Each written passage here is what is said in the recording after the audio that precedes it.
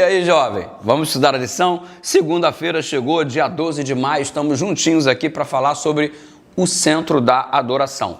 Uma história rápida para estabelecer um contexto. 722 a.C., os assírios invadiram Israel, cuja capital era Samaria, era o reino do norte.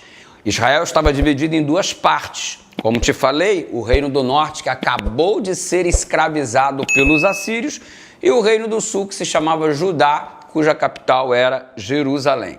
O pessoal do reino do sul, ao perceber que o reino do norte estava escravizado pelos assírios, eles criaram um ambiente muito hostil. Era como se estivessem dizendo assim: eles não podem ser filhos de Deus, descendentes de Abraão genuinamente, porque senão não teriam sido levados em cativeiro. Resultado, este ambiente hostil criado a partir de 722 a.C. ainda perdurava nos dias de Jesus. E para você ter uma ideia de como a coisa funcionava, os samaritanos eram tratados como verdadeiros porcos imundos, a quem os judeus nem direcionavam a palavra, não tinham a coragem de cumprimentar, se sentiam depreciados se tivesse que se aproximar de algum samaritano. Judeus e samaritanos não se entendiam, apesar do grau de parentesco. Nesta época acirrada de grande preconceito, Jesus se encontra com uma mulher no poço de Jacó, e uma mulher ainda por cima samaritana. Eu digo ainda por cima porque ser mulher nos dias de Jesus já era um grande desafio. Elas não participavam do trabalho da sinagoga, tinham que ficar do lado de fora, eram colocadas num piso de nível inferior para mostrar quão inferior elas eram. Mulher era tratada sem dignidade nos dias de Jesus. Aliás, ninguém tratou tão bem uma mulher naqueles dias como o fez o nosso Salvador.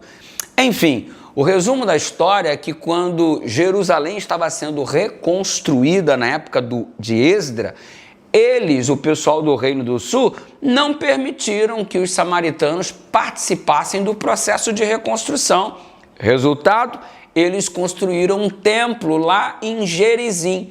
Aí sempre ficou aquela disputa: qual é o verdadeiro templo, de Jerusalém ou o de Gerizim? O que os samaritanos utilizam ou os que os judeus do Reino do Sul fazem uso? Resultado, uma disputa, um preconceito, uma coisa que não deveria haver em meio ao professo povo de Deus.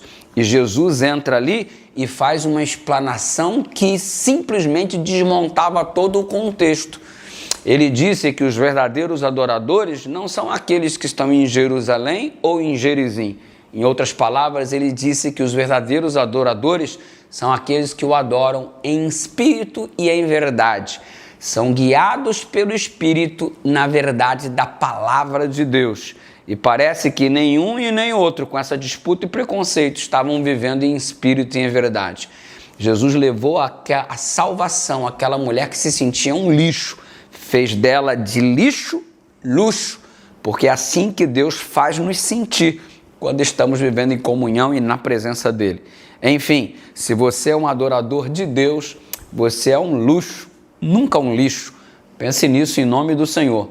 E em espírito e em verdade o adoremos. Ore comigo, Pai querido, ajuda-nos a sermos adoradores de verdade, e obrigado porque mais importante do que o lugar é o propósito.